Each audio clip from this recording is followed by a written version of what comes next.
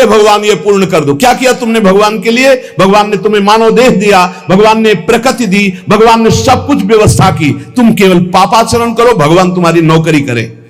तुम भगवान के अंश हो, भगवान ने तुम्हें देह दिया, भगवान ने प्रकृति दिया, तुम भगवान के लिए क्या कर रहे हो?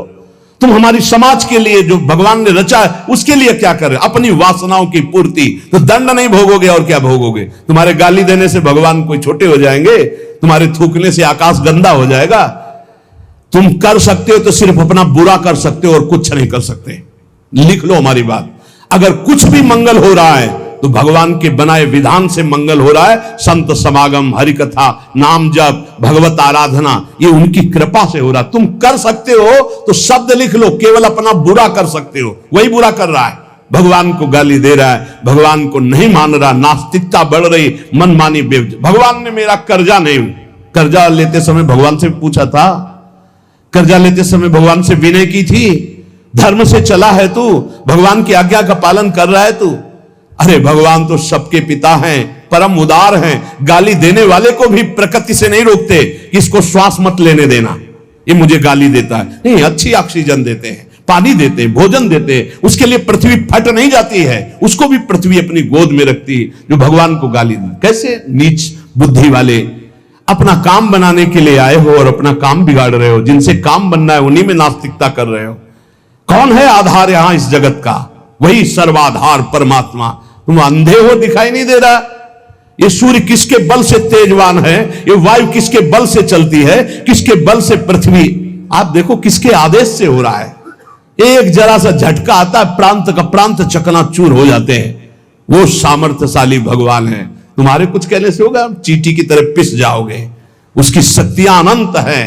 होश में अगर जीवन को मंगल में सार्थक बनाना है तो एकमात्र भगवान की शरण है। और अगर कुछ भी और करोगे तो अपने को बर्बाद करोगे, सिर्फ बर्बाद करोगे, सिर्फ विनाश करोगे अपना, और कुछ मंगल नहीं कर सकते। भगवान का आश्रय ले लो, वो बहुत करुणामय है। ये जो पुरुष चारों वर्ण या चारों आश्रम में यदि भजन नहीं करते तो इस बात का दंड मिलेगा कि मानव देह तुम्हें मिला है भगवत प्राप्ति के लिए। देखो, बोले भला पिता अपना बालक का अहित चाहता है? हां, चाहता है। एक पिता के पुत्र ने किसी नाबालिग का बलात्कार करके उसको मार डाला। उससे वो समाचार वाला पूछता है कि आप अपने ऐसे पुत्र के लिए क्या बोलेंगे? तो बोले यही बोलूंगा कि जल्दी से गिरफ्तार किया जाए और उसको फांसी की सजा दी जाए।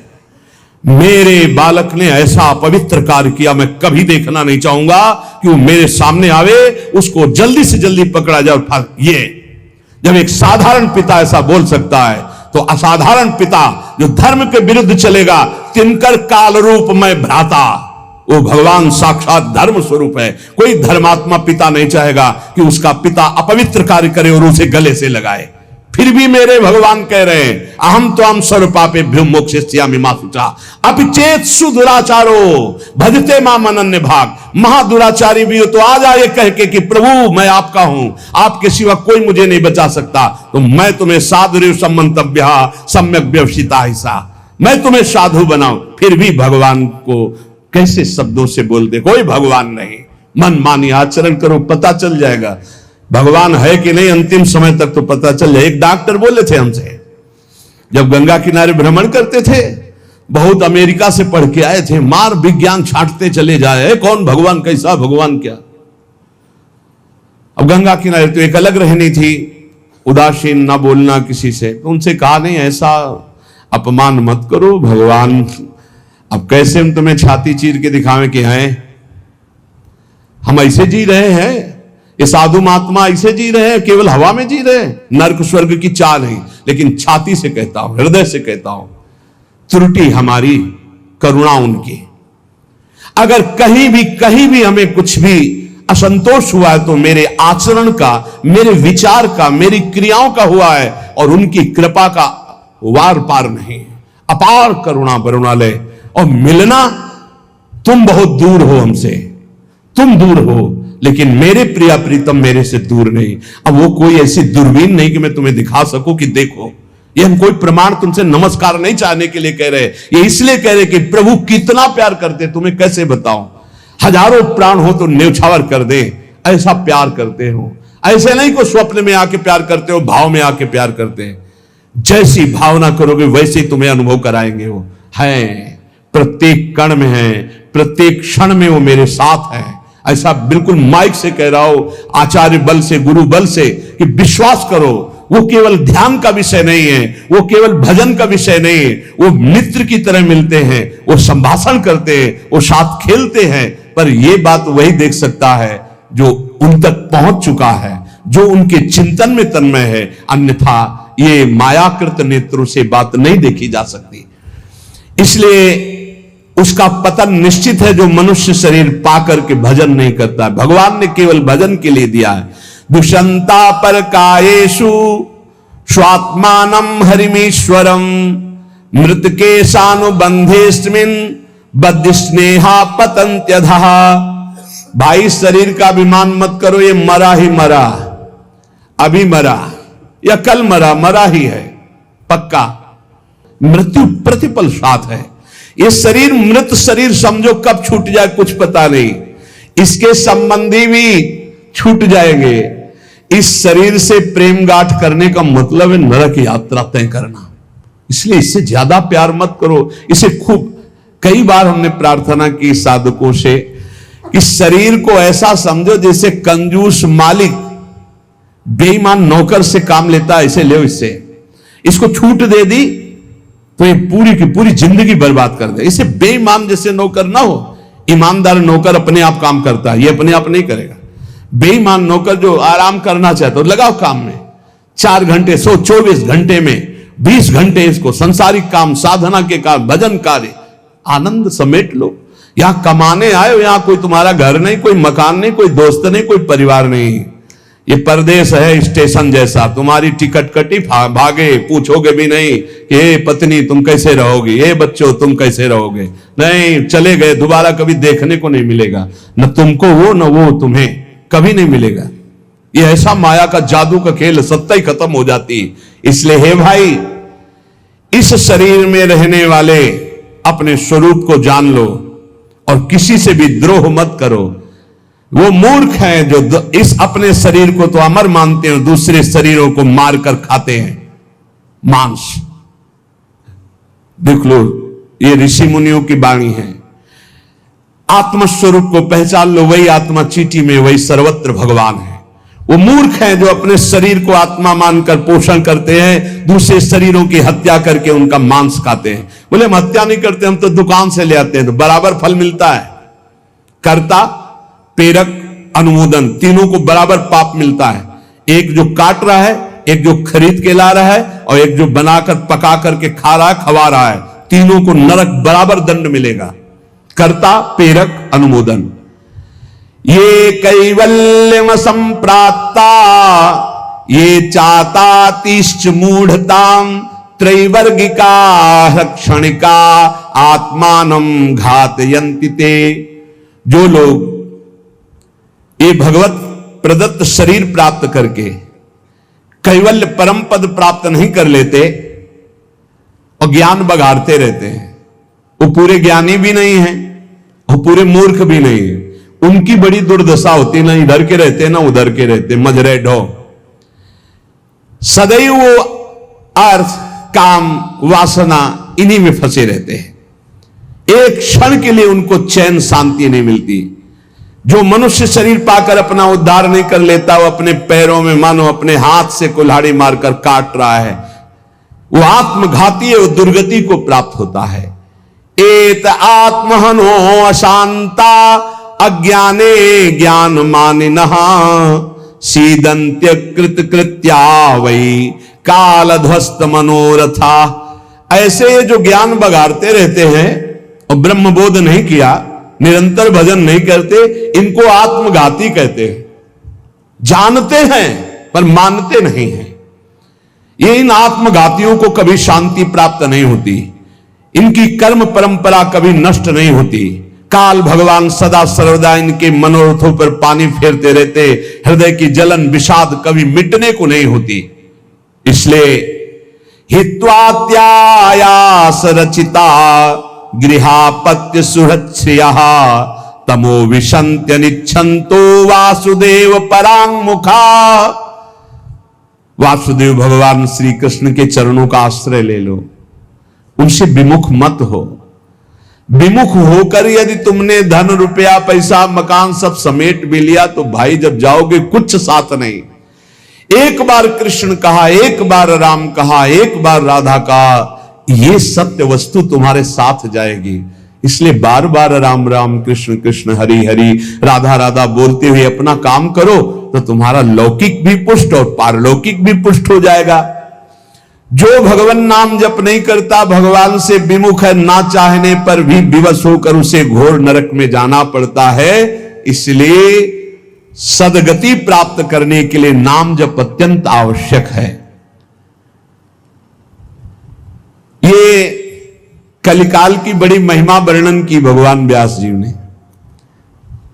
जो फल सतयुग में 10,000 वर्ष ब्रह्मचर्य रहकर दोनों हाथ उठाकर दाहिने पैर के अंगूठे के बल खड़े होकर भजन करने से मिलता था, ध्यान दीजिए कितना कलयुग का कृपा प्रसाद है। कलयुग को बहुत बुरा कहा जाता है, तो ये बात पक्का समझो, दो पक्ष सब में होते हैं, कृष्ण पक्ष और शुक्ल पक्ष, एक अंधेरे का पक्ष एक प्रकाश का। तो कलयुग में दो पक्ष है।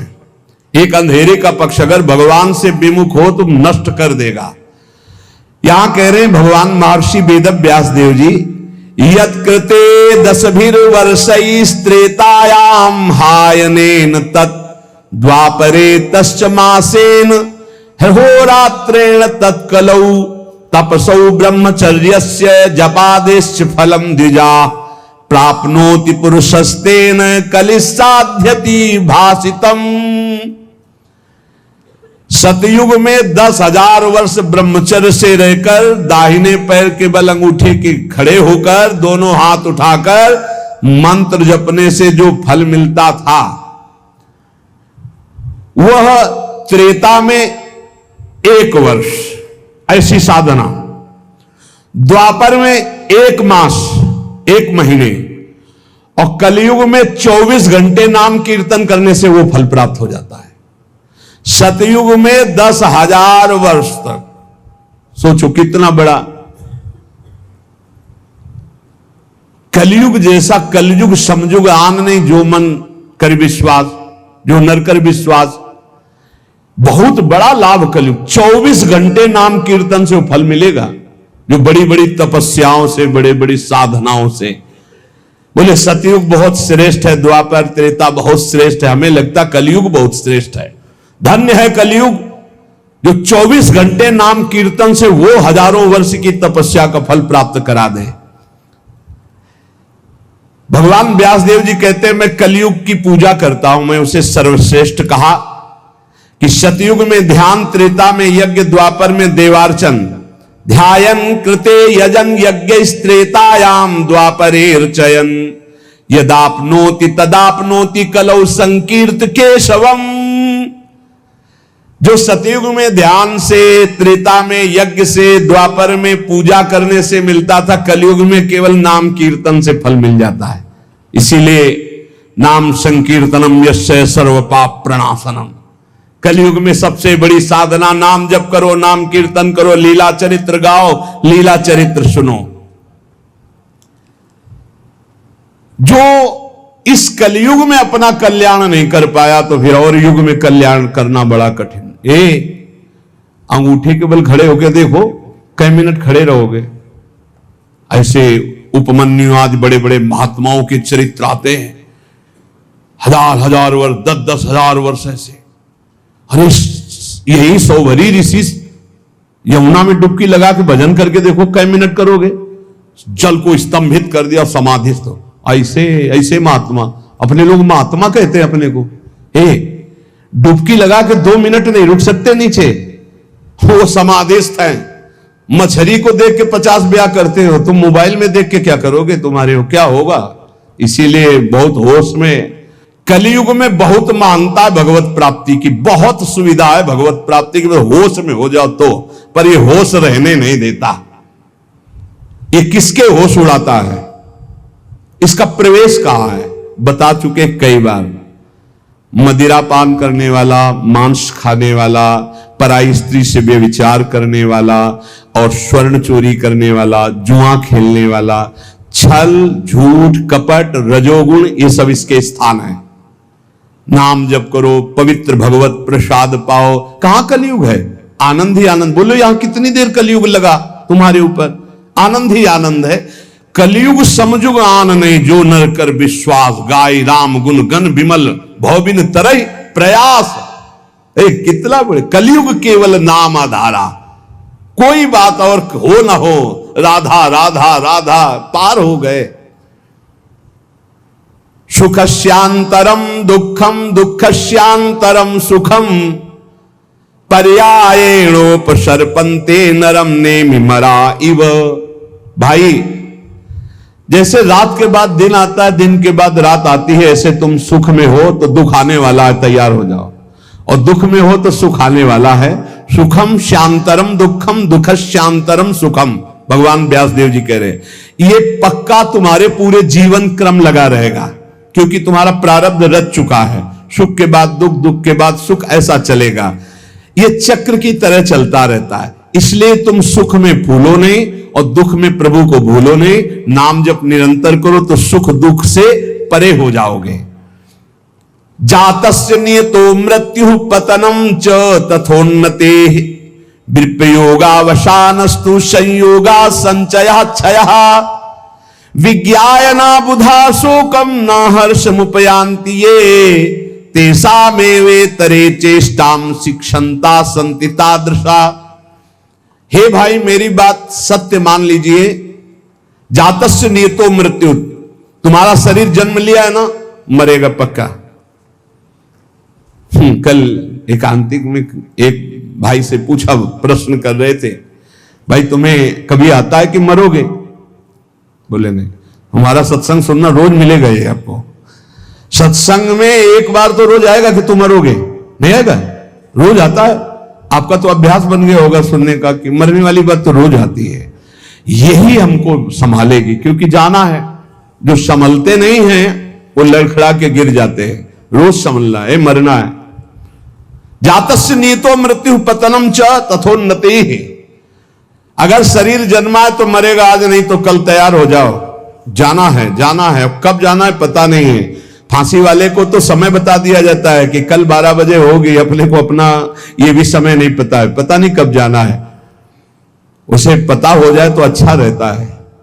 सब डर जाते कि इतना रह गए। बर्थडे कोई तो मनाता नहीं, शोक डे जरूर मनाता, लेकिन अब पता नहीं इसलिए बर्थडे मना रहे हैं। वैसे तो नहीं मनाना है, नहीं मनाना है। मनाना है गुरु प्रदत्त जन्मदिन। जिस दिन से दीक्षा हुई वही दिन हमारा सार्थक है। और यदि मनाना है तो नाम कीर्तन करके मनाना है। बर्थडे कैसे मनाया जाता है जानते हो? प्रिया प्रीतम को विराजमान करो, श्रृंगार करो, ब्याहुला करो और रात भर कीर्तन करो और खूब सबको पकवान पवाओ, जय जयकार लगाओ। हम कह रहे रोज बर्थडे मनाओ, बहुत बढ़िया है भैया। इस तरह का बर्थडे, इस तरह का बर्थडे।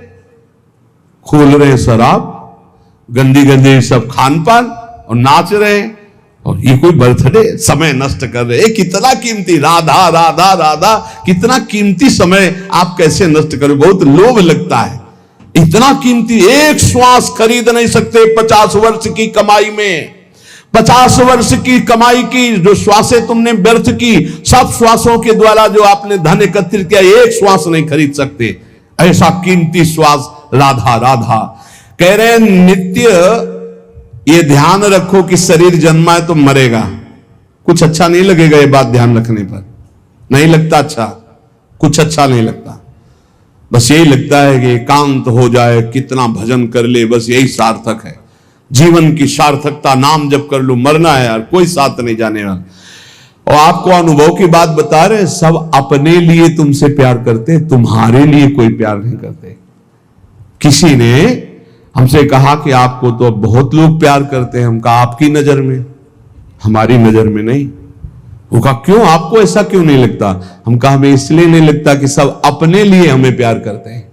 हमारे लिए तो प्रिया जो प्यार करते हैं, सिर्फ प्रिया जो, वो हमारे लिए प्यार करती है। सब अपने लिए हमारे लिए नहीं, हमारे लिए तो प्यार करते तो पहले भी प्यार होता ना, नहीं हुआ। हमारे लिए तो प्रिया जो पहले भी प्यार करती थी, अब भी प्यार करती है, और वो करती ही रहेंगी क्योंकि उनका स्वभाव है ऐसा। संसार का प्यार भगवत समर्पण करने के लिए हमें मिल रहा है। आपका प्यार लिया प्रियाजू के चरणों में समर्पित, हमारे लिए नहीं, हमारी प्रियाजू के लिए। हमारे लिए प्यार सिर्फ हमारी प्रियाजू का है। आप प्यार करते हैं प्रियाजू के लिए, आप प्यार करते हैं, उस प्यार को प्रियाजू के चरणों में हम चढ़ाते हैं। वो प्यार मेरे लिए नहीं, वो प्रियाजू के लिए, जिससे आपको प्रियाजू कृपा करके प्यार करें, आपका दुख नाश करके परम सुख प्रदान करें। तो हे भाई, जिसका जन्म हुआ उसकी मृत्यु निश्चित है, और जिसकी आज उन्नति है कल उसकी मृत्यु, उसका विनाश, उसका पतन, यही खेल है मृत्यु लोक का। ये बात परसों सत्संग में कही थी। पहले ये नहीं था और बाद में भी ये नहीं रहेगा। हे अर्जुन, ये बीच में दिखाई दे रहा है, इसलिए इस पर विश्वास नहीं।